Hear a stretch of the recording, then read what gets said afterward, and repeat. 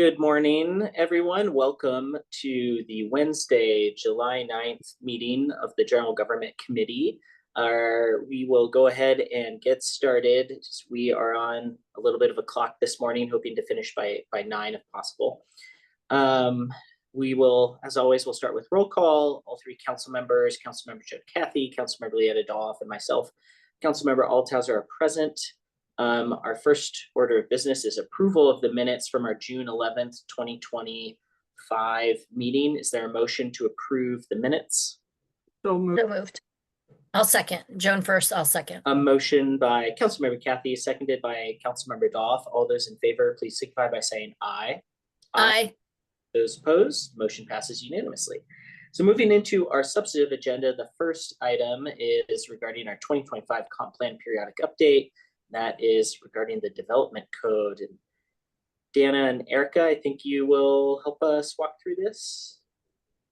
Good morning. Good morning. I believe I'm going to lead the conversation, but I'll Great. have Dana jump in if she'd like to. Let me share my screen. I did create a presentation for you all. I know it wasn't included in the packet, but I think we all appreciate some visuals to help us discuss. All right, let's put this in presentation mode. Good morning. So we are discussing the state required amendments to our Tumwater Municipal Code that are required to be completed by the end of 2025 with our comprehensive plan update. We are going to focus on the specific housing items related to amendments under the Senate Bill 5558. Let me move this real quick. Senate Bill 5558 remove the option to adopt middle housing, ADUs, and design review development code standards 6 months after the periodic update was due in December of 2025. Middle housing ADUs and the design review amendments are now due with the periodic update for all jurisdictions. And what that means is for Tumwater, all of our middle housing development code changes are required to be updated by December of 2025 this year.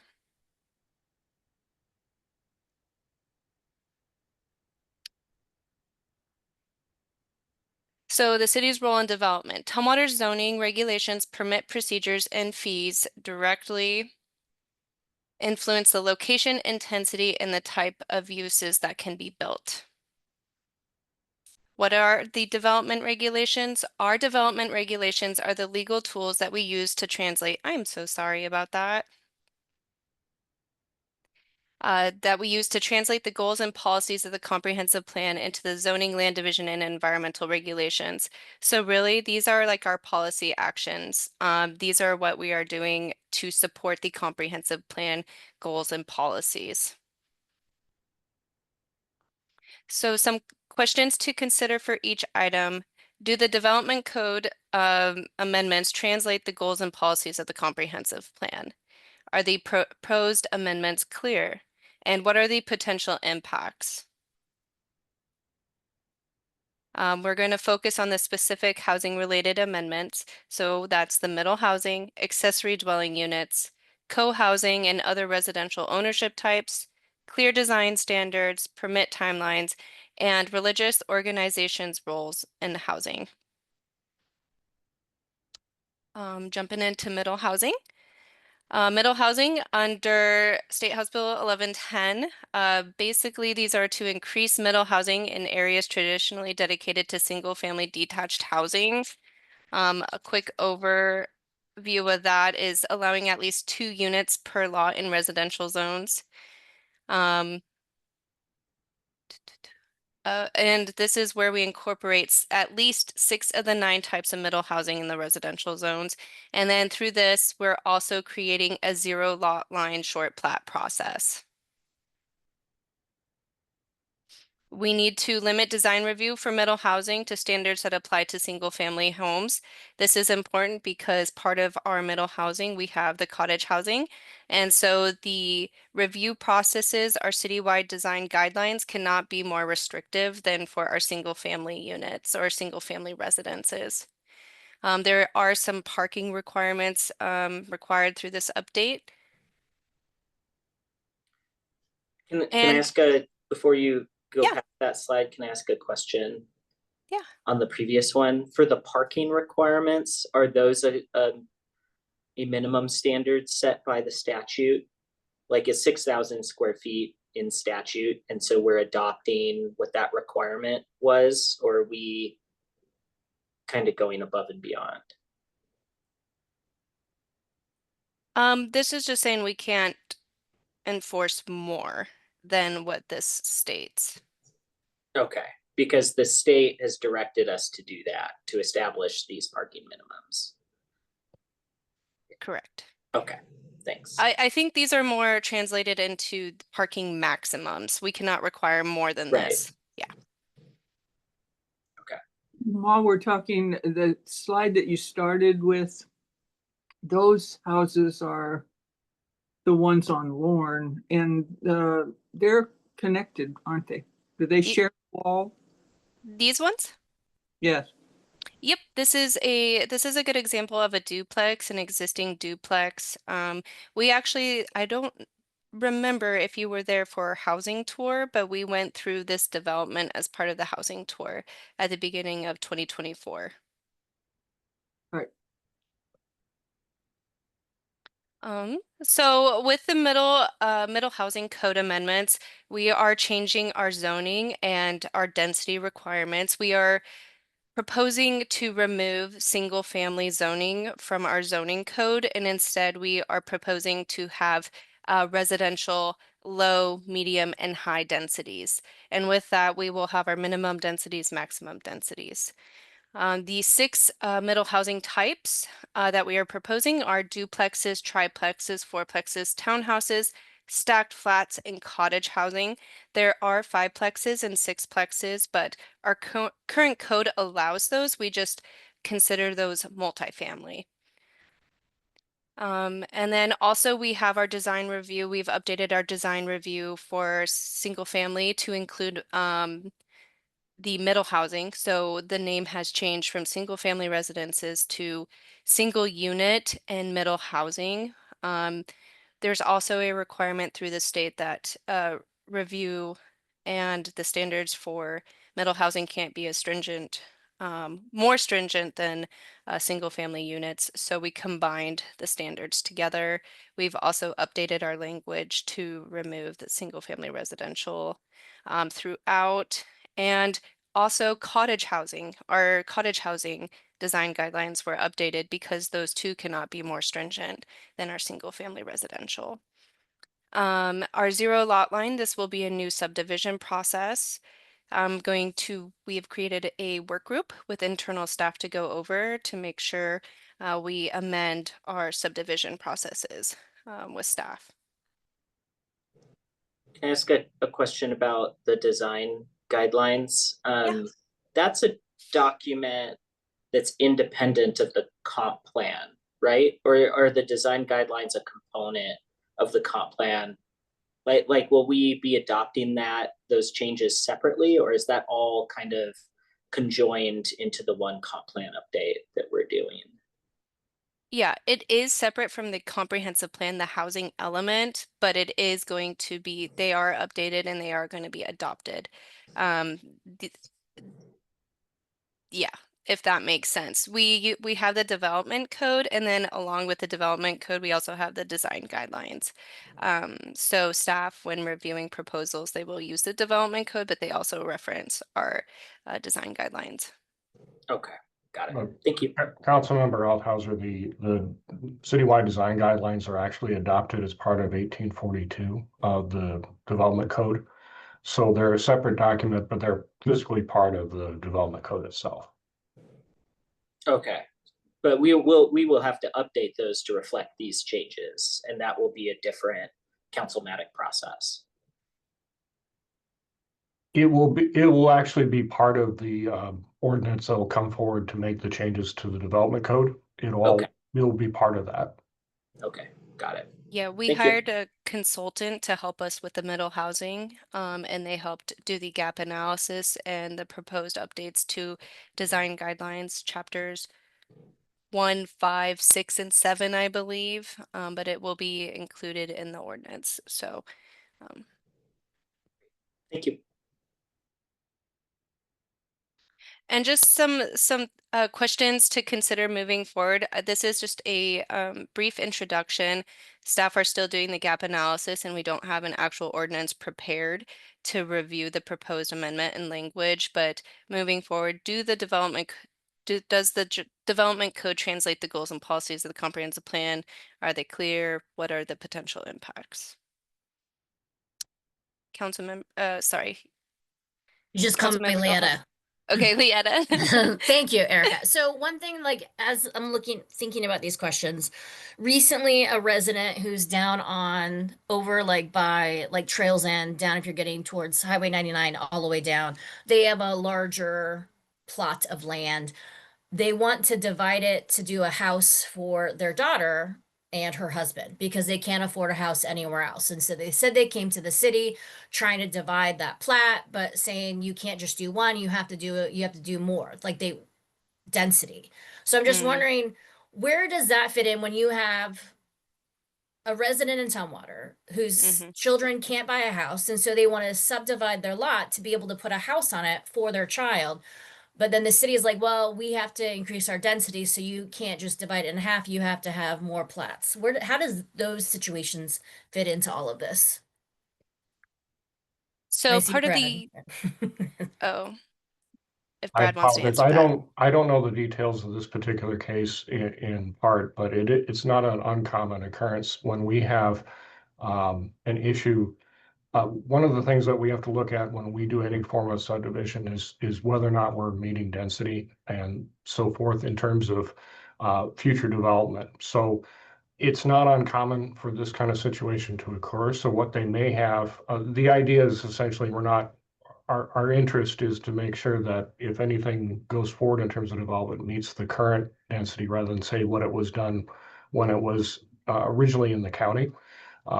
So we're trying to balance a few things as part of this process. Obviously, there's obviously need for creating housing and using existing land for that where possible, but at the same time, we don't want to preclude the opportunity and the need essentially to develop at an urban level. Right. Like I get that. Thank you, Brad and Erica. I'm just thinking, if we talk about people and we talk about keeping families together and keeping youth in our community, and we have a family that's trying to identify an option to keep their children in Tumwater, and we say, oh, you need more density. I don't want to lose that conversation of what that looks like when it's just like a mother trying to keep her daughter in Tumwater, right? And get housing Right. versus a developer trying to do like whatever. I don't want to lose that element in this conversation. Yeah, and I think I understand that, and I probably share those concerns. I think our primary concern is under our law, we have to treat everyone equal, whether they are a quote unquote developer or just the owner of a property that want to do a very specific thing for a personal reason. Right. What I think Erica will be talking a little bit further about is there's going to be more options for us to consider for subdividing property in the immediate future. Yeah. So our current subdivision process is fairly rigid. This is what you do and you're kind of part of that process. But I think Erica will walk through some of the options that may help to address this kind of situation. Perfect. Thank you both. Yeah, thank you, Brad. So these amendments are just required to be updated with the comprehensive plans, but we do know that there's a need for home ownership opportunities, and there will be more development code amendments, but they aren't due until 6 months after our comprehensive plan update. So we have lot splitting as an option. So if you were to propose an ADU or a middle housing type on your lot, there is the potential to split your lot to sell that particular unit. We just are trying to amend these required elements first before that. But yeah, we understand completely. Okay, so diving into some of the accessory dwelling units, and if this presentation looks a little familiar, it's because I did present this with a joint session earlier in 2024. But the summary is to expand housing options by easing the barriers to the construction and use of accessory dwelling units. We had really great conversations with the Planning Commission last night on this. But essentially, through House Bill 1337, we are required to allow 2 ADUs per lot. Our current code limits ADUs to 1 per lot with a single family residential structure.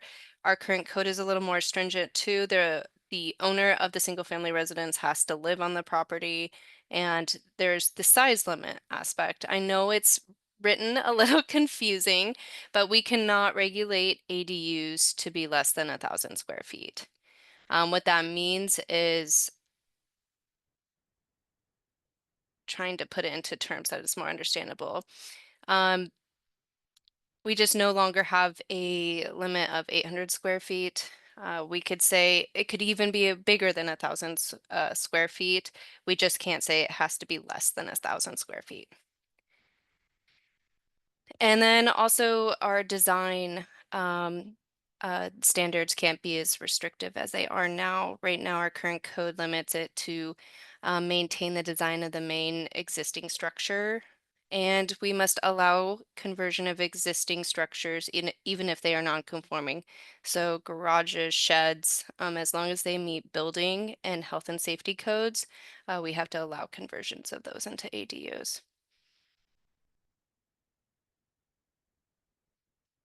Some things to consider when we're updating the accessory dwelling units is the ownership aspect.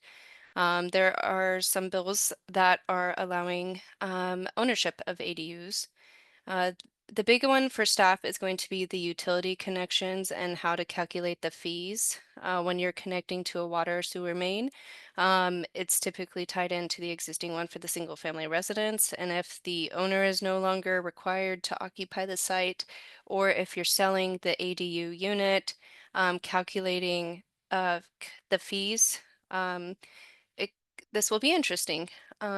So those are things we are considering. Also, parking requirements and ADUs on smaller lots, and then the permitting and recording of the accessory dwelling units, and if they were to be sold for ownership.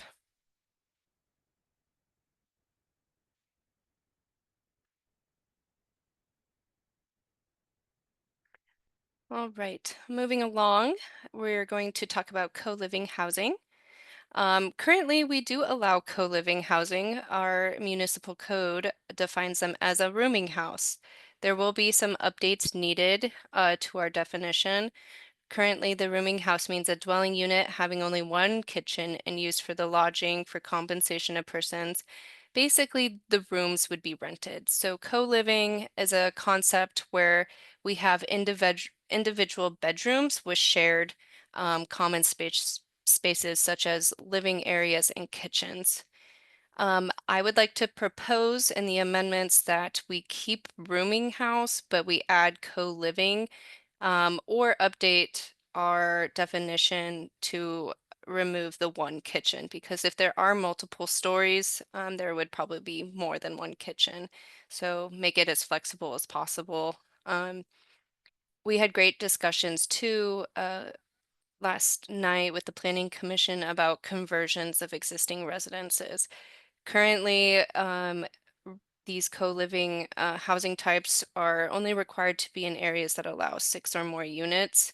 So more of the multifamily units zoning. So if we have a residence, like a single family residence, that the zoning might not allow for the conversion into a co-living. But that's great conversation and things to consider moving forward.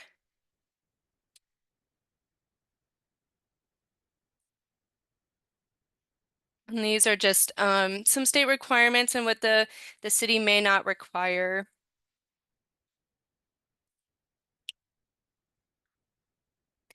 And our other housing related items. Parking. So we have parking requirements for residential development. A quick summary of this is we can't require garages and carports. We can't require the sizes to be more than 8 by 20 feet except for ADA parking. And we really can't require the finishes of the parking to be stringent as far as like pavement, painting.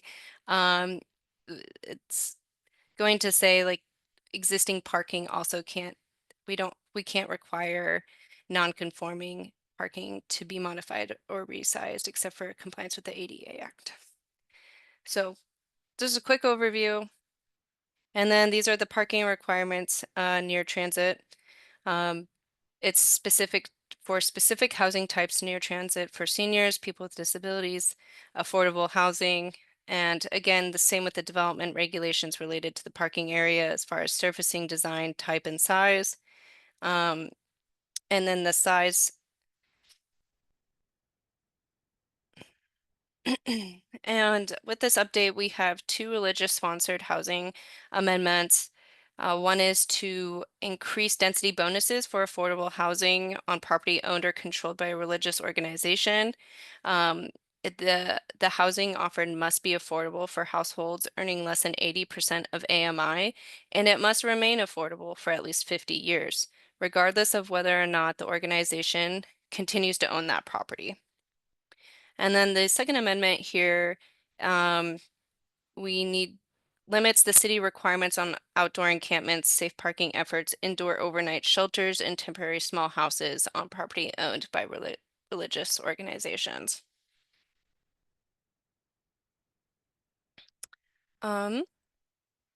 So we need to review the design review processes to have clear objective design standards. They must be easy to determine if a building design is permissible. They may not result in a reduction in density. And then with this, we also will establish a categorical exemption from the State Environmental Policy Act.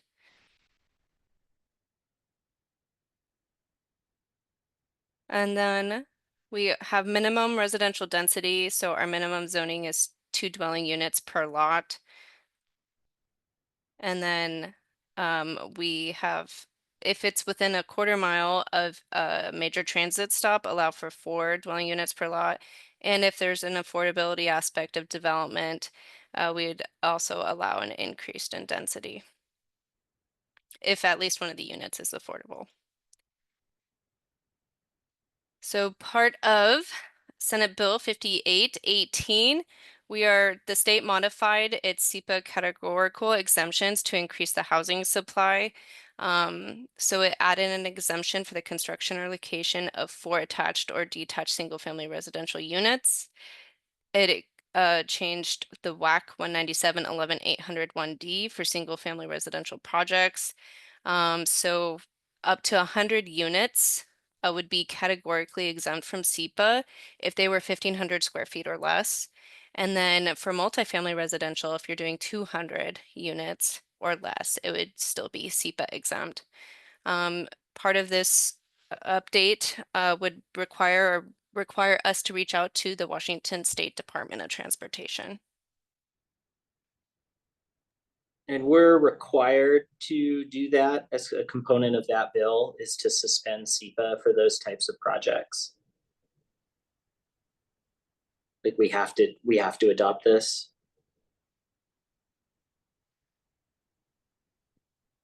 Yes. In this particular case, the attached or part, I think, is something we would want to do. The flexible threshold is again subject to further conversation. So we do have the option of keeping what we have right now, which is already above the minimum that the state has. It's already part of the flexible. But we can also certainly discuss going up to farther up the maximum, say for multifamily. If I recall, we go up to 30 right now. We go up to 9 for a regular subdivision. But it wouldn't be a requirement. It would be something we can certainly consider. Right. So right now it's 9 or 30. State law says that needs to be 100 or 200, and we would have the ability to go above that to further exempt, but these are the minimum exemption requirements we have to adopt. No. What this is, it's not a requirement. This is an option for the city to consider. It gives us more flexibility if we want to take advantage of it. So Okay, This is a little bit different from the things that we've been talking about before. okay, got it. Thanks.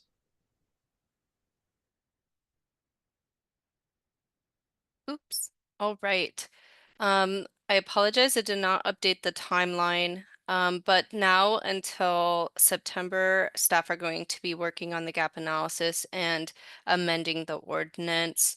Starting in September, we are going to go through the adoption process, starting with the Planning Commission. And then October through November, we will be presenting this to City Council.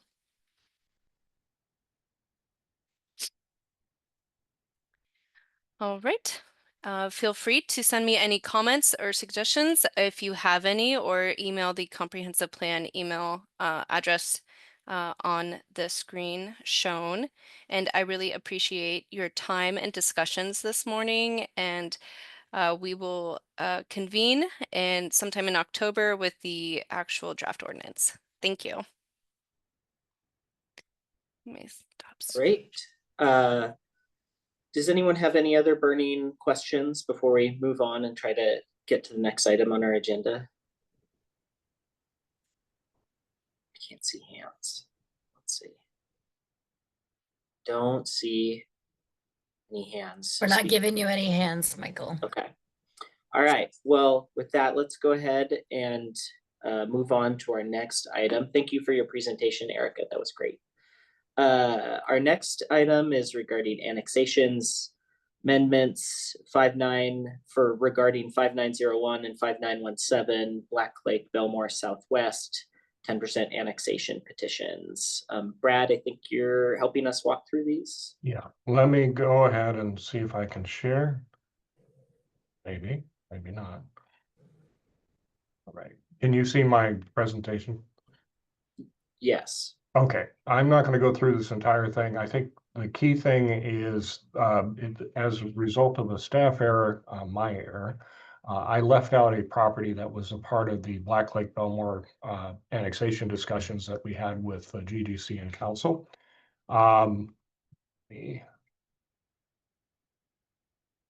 So, as I mentioned, instead of one parcel, it's actually two parcels. So I'd just like to show that. This is the parcel that the council and the GDC we discussed. The second parcel, which is also part of it, that the applicant did submit all the necessary paperwork at the same time. It did come in under a different permit number. Is this 1 acre, slightly above 1 acre parcel immediately to the west. The request from staff is that we basically go ahead and accept this modified proposal that they had submitted originally, make no changes to the annexation boundaries except to make it two parcels rather than one. No change to land use designation, still require the area to assume city of Dedenness. And our request of the GDC is that you place this on the calendar for consideration or consent or consideration at your next regular meeting on the 15th.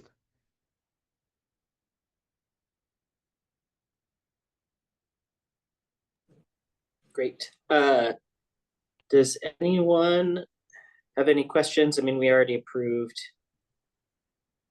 the other one. I mean, I'd be fine putting it on consent because we've already had a public discussion about the larger parcel, but Yeah, me too. Then they were in the audience and they answered some questions, right? Mhm. Yeah, Yeah. I'm good. okay. If there's no further questions, I'd entertain a motion to place this on the July 15th, 2025 City Council consent agenda. So moved. Looks like there's a motion by Councilmember Dahlhoff, and that was seconded by Councilmember Kathy. All those in favor, please signify by saying aye. Aye. Aye. Those opposed, motion passes unanimously. Great. The next one is another annexation regarding 93rd Avenue Southwest and Case Road. Brad, I think you'll help us with that one too. Yes, I don't have a presentation for this one. The 93rd and Case Road is the two parcels that the city council considered back in April. They had the 10% petition and the 60% petition at the same time. At that time, the council said, go ahead with the processing of the application. The next step after that council direction was for us to work with the county assessor to confirm that the signatures on all the petitions were legal and accurate. That process has been completed. So the next item for us is a resolution for consideration by the council to set a public hearing on the proposed annexation petitions. The staff request is that the GDC place the resolution on your August 19th calendar for that public hearing. Essentially, what this will do is the next step of the process is allow us to then, if the council is, votes in favor of continuing with this process, then submit the applications necessary to the Boundary Review Board for their review.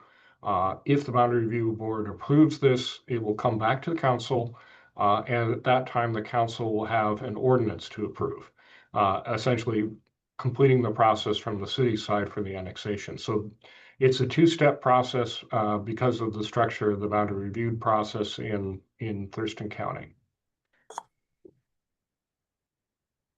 All right, anyone have any other questions? We've already sort of briefed what the petition is from our council meeting, but don't see any other questions for next steps. I don't have any either. It's pretty straightforward in the next step of the process. So I would entertain a motion that we place resolution R2025-011 for the August 19th, 2025 City Council meeting to allow the council to conduct a public hearing on the proposed annexation petition. I'll second after Joan. So there's a motion by Councilmember Kathy and seconded by Councilmember Dahlhoff. Oh, those in favor, please signify by saying aye. Aye. Aye. Those opposed, motion passes unanimously. Great. That brings us to the last item on our agenda, which was a continuation, I believe, of our last meeting when we ran out of time, revisiting the 2025 comp plan conservation element. Dana, I think you and Erica are going to help us on this one. Yeah, Erica is more than welcome to pop in if she has comments. She helped prepare the chapter, and so I'd gladly welcome her or Brad's comments as we go along. And yes, it's a continuation, so I wanted to be brief about the presentation, just do a quick recap in the interest of, allowing the most time for your comments on the goals and policies. So just to remind you that, let me share my screen first so you can see the PowerPoint. Go, and we will put slideshow mode, excuse me. Okay, so conservation element is, has two, there we go. Do you see it? Yep.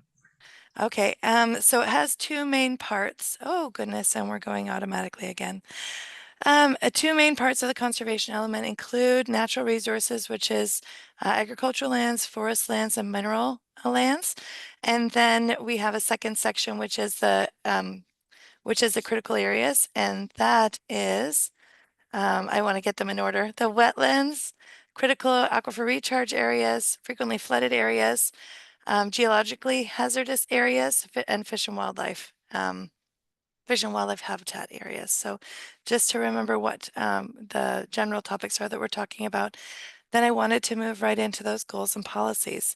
So questions for you all to think about as we're reviewing these and as you're reading through the plan is whether or not you have just general or specific comments about at each goal, and then comments about the timeline, how it should shift, or what things are imminent and need to be done right away, or what things, we have 20 years in our planning horizon. So which things could be later in the priority, or what needs to happen before something else can happen, just so it's more efficient and effective. And then, do you foresee any unintended consequences or burdens? And we want to really pay attention to the burdens, especially when it comes to vulnerable populations or well, really anybody. We shouldn't put undue burdens on people. And then which of these goals and policies can impact the things you care about or the people you care about, and what do you expect that impact to be? And then do you have just any additional thoughts on this topic? So any and all of those are available. We just want to kind of prime the pump for your thinking on these ones. So overarching environmental goals, we did review these, but it's always good to have a review. So we really want to recognize the significant role played by the natural systems and that they determine the overall environmental quality. And we recognize, and the highlights of the policies are that natural systems make Tumwater livable, and we need to protect them and protect and enhance the environment, and then use adopted plans like the Urban Forest Management Plan, the Wellhead Protection Areas Plan, and the various other plans. I think we have our flooding plan as well. All right. To promote conservation of natural resources and the protection of the environment, in cooperation with residents, property owners, jurisdictions, and tribes. So really that piece that involves collaboration, and with that, supporting education programs is one of the highlights of the policies there. So specifically natural resources goals. I don't know if you see the people bar. Maybe it's only on my screen, but hopefully you can read the title. All right. And so Yeah, the we can see the title bar. Oh, fantastic. No, I moved you all and your faces down to the bottom so I could see the rest of the screen. Yay. Anyway, so goal C3 is to support urban agriculture and access to local food. So working with partners to ensure agricultural viability. And we want to really focus on urban agriculture. It is at a different scale and has different needs and different requirements than large scale ag. So, and then supporting local food production. So those are the highlights. Again, those are very much not verbatim policies. That is just trying to get at the heart of what the intent is. So, oh, let's go back for a second. Just give you a sec. This is, I think, where we left off. So I want to give a minute to sit on this and accept any comments.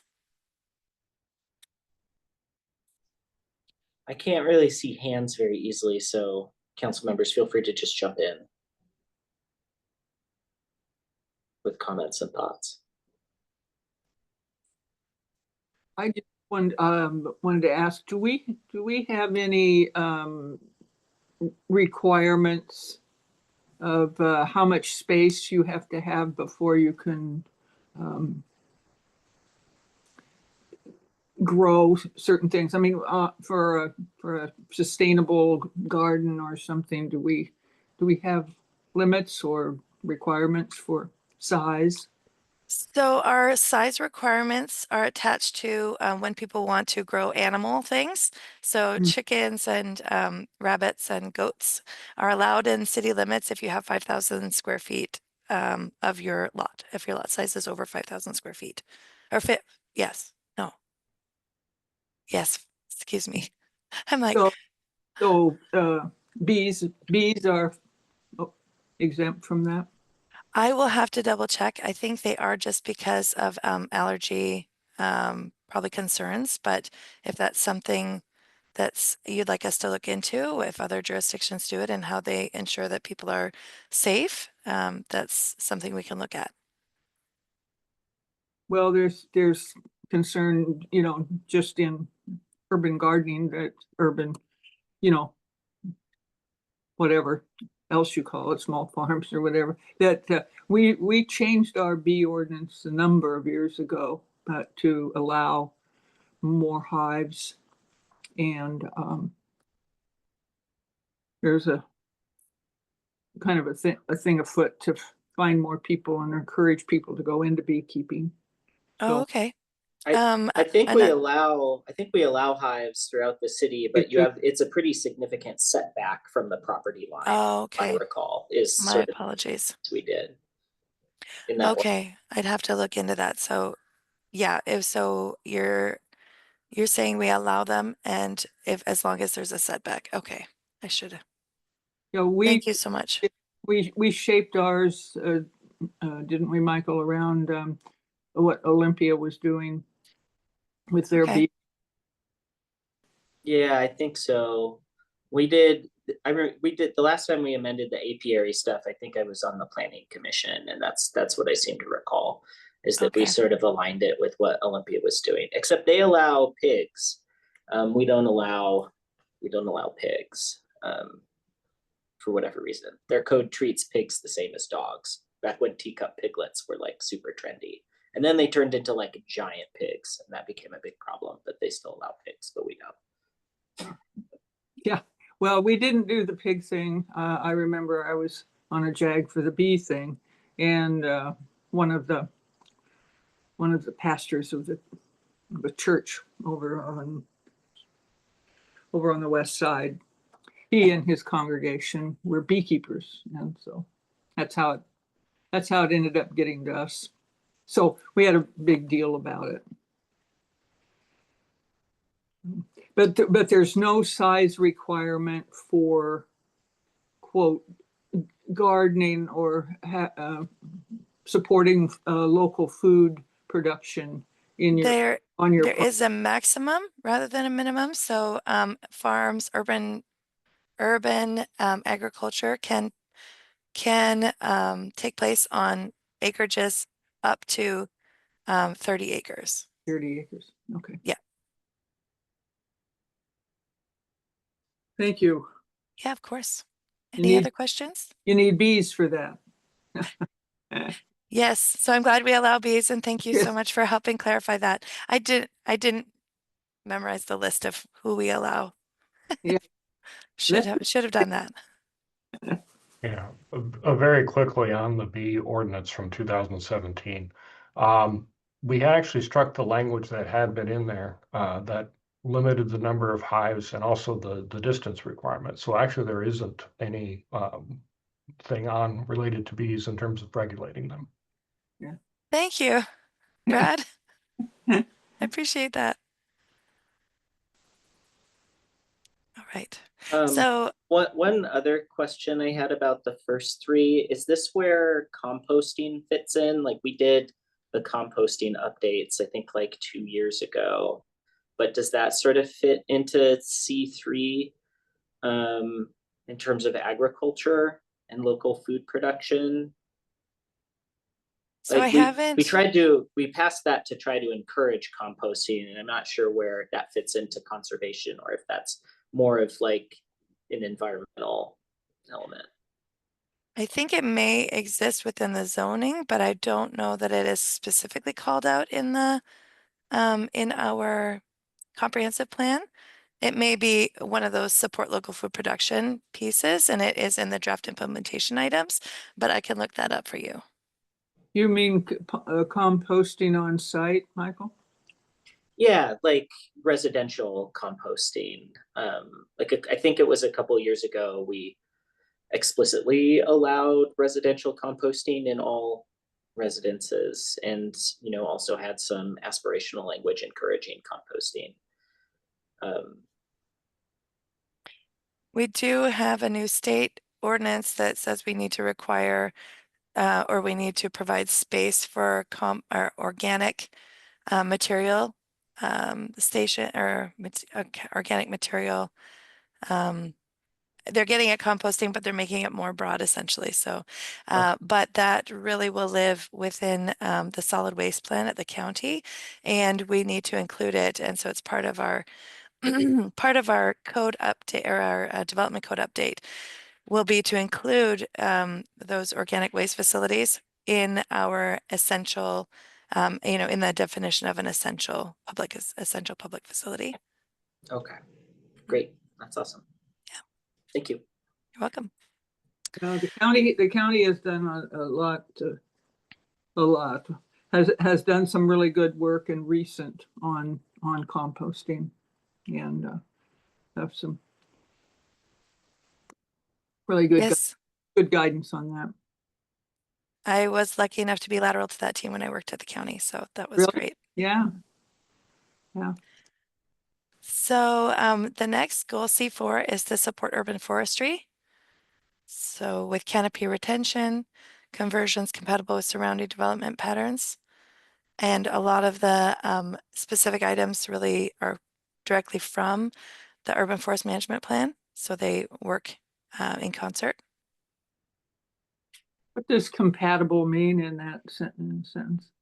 Well, compatible means that they work together. So as we convert land, it would be less compatible to convert land right next to like a park or a green space. That wouldn't be compatible with the green space use.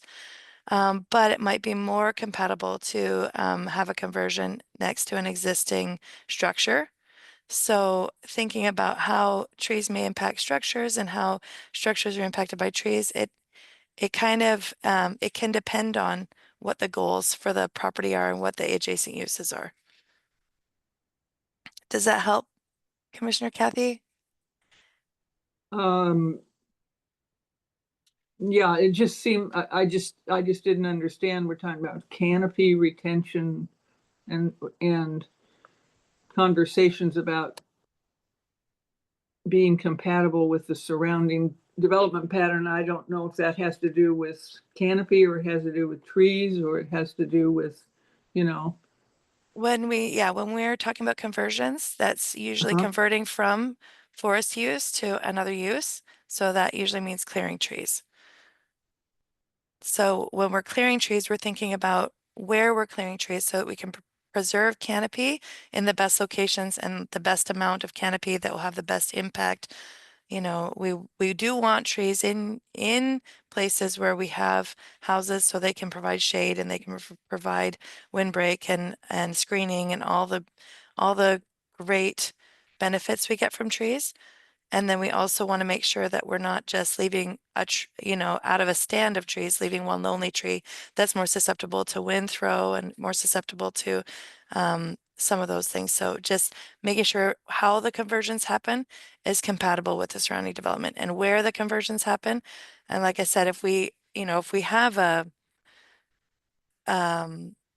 within our code and we're doing our tree protection update, making sure that those standards consider any screening potential between different uses that might need screening. So why not, if we can, potentially use mature trees rather than requiring planting trees, that kind of thing.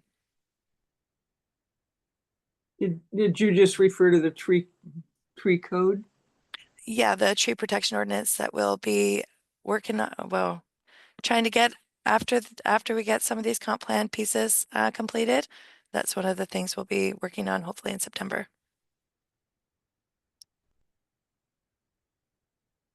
I'll save my comments for that period of time. Thank you. Uh-huh. I appreciate you giving comments when we're at that time. It would be great to hear and include them.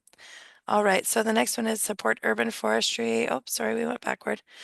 Protect mineral resource lands, and so allowing extraction where it won't cause degradation and protect sites from incompatible uses. So there we go, compatible versus incompatible, right? And so this one is, includes that screening piece so that we can still have, uses available throughout the city for aggregate resources, but then make sure that, we have dust screens and noise screens if there happen to be residences nearby. And then restoration of extraction sites so that they are restored and returned to a useful purpose and not just left. Okay. Do we have stormwater already? Yes, we do have, and it's only one site up by, it's called Black Lake Quarry. And so it's up in the northwest section of the city, and it's only allowed in heavy industrial. Hmm. And so we only have, I think, the one area with heavy industrial zoning, and that's where the quarry is. So for critical areas, here are the goals and policies, or a highlight of the policies.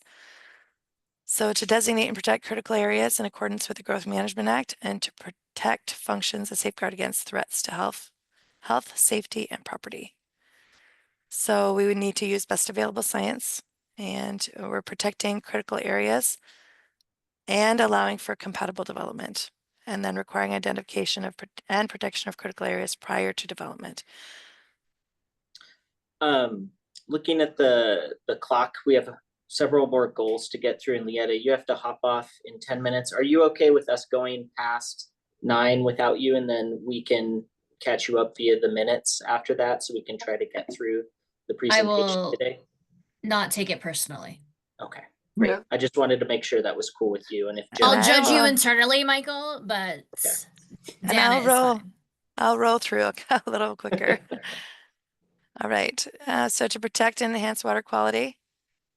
Yeah, so I'll go ahead and roll through. If you guys have comments, feel free to pop in.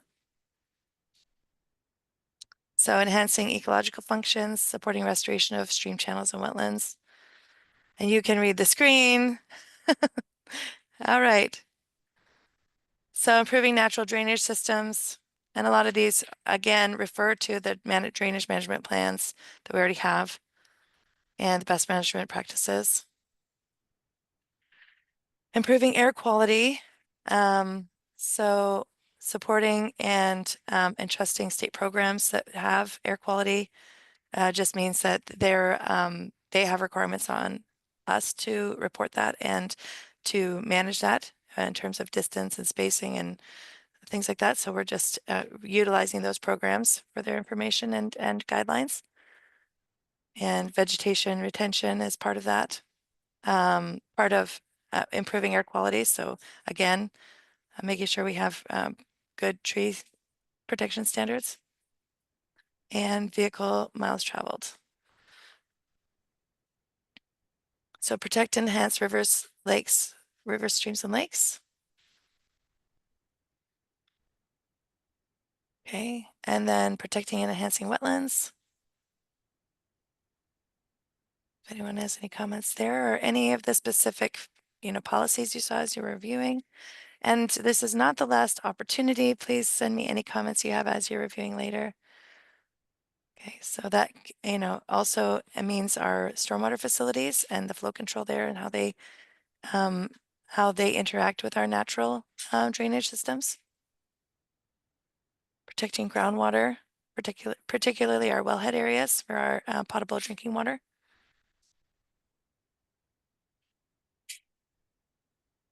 And then geologically hazardous areas.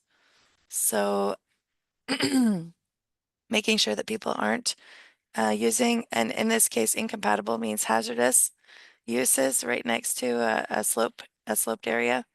Minimum soil disturbance and erosion control on slope sites are also part of this. And again, these are state regulations and standards that we typically follow for these things. Is geologically hazardous just pertaining to slope, or are there additional types of hazardous areas? There are lots of additional types. We have liquefaction, and we have, the volcano and earthquake pieces in there to make sure we have the Oh, correct. right. Yeah. Let me see. Yeah, so it's much more than slopes, but slopes is one of the ones that impacts us the most. Yeah, Lahar areas, LAHAR, are also included. Thank you. Yeah, no worries. Preserving floodplains and floodways. And again, we have our flood plan. It's attached to the county flood plan. I believe Erica worked on that last year to update it. Good thing we don't have to update everything at the same time altogether.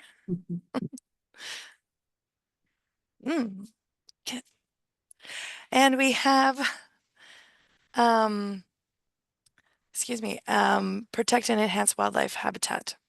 So minimizing fragmentation as we develop and move things into our urban landscape.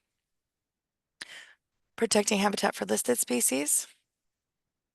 And encouraging vegetative buffer areas and controlling invasive species. So the next steps in our review process include, well, we've been doing a stakeholder input. This summer, we went to the tree board and made sure that this was, especially where it included forestry, wanted to make sure we had their comments. And I had some comments at the meeting, but then, you know, included those, and we'll roll those into what we put together for the final adoption process. And your comments as well. We're looking forward to those so we can improve the chapter, and looking forward to the full adoption process. You won't see this again until it's included with the entire packet in the fall. And if you have any further questions, all your comments, please send them to the comp plan update email, compplan@ci.tumwater.wa.us. That's the best way for us to, you know, Erica and I worked on this in tandem. So any comments that are related to the pieces she did, then she'll have access to them, and I will as well. Thank you so much. I appreciate your time. Are there any other questions from council members or comments as we sort of wrap up? Joan or Leetta? No? All right, well, we have more time to submit some things, and thank you for the presentation, and thanks for entertaining our request to do this over 2 days, because we weren't able to finish it last time. We appreciate the flexibility. Thank you. I appreciate your time. And Yeah. also, as a very quick reminder, if you have any additional comments on the housing element, and if you can get those to us by, I think Friday's the deadline we've asked for. And Councilmember Dahlhoff, we'd probably like an opportunity to sit down and talk to you about your particular comments. So if there's times that work I for you, don't know if I like that, Brad. I don't know. we're going to meet off-site somewhere outside of the city. Neutral ground, I think, is what we're looking for. Neutral ground. But In what the I, county, in the county. yeah, a boat somewhere off of Olympia. No, if you could just share times that would work for you schedule-wise, and we can see if we can set up a time with you. Do we do the other way around? Because you tell me what times of days work best for you, and I can work around my schedule. Otherwise, I can meet with you in November. Okay, we'll go ahead and do that. Great. Thank you. All right, everyone. Well, that takes us to the end of our agenda. Thank you for a very productive meeting. We are adjourned. Have a great day.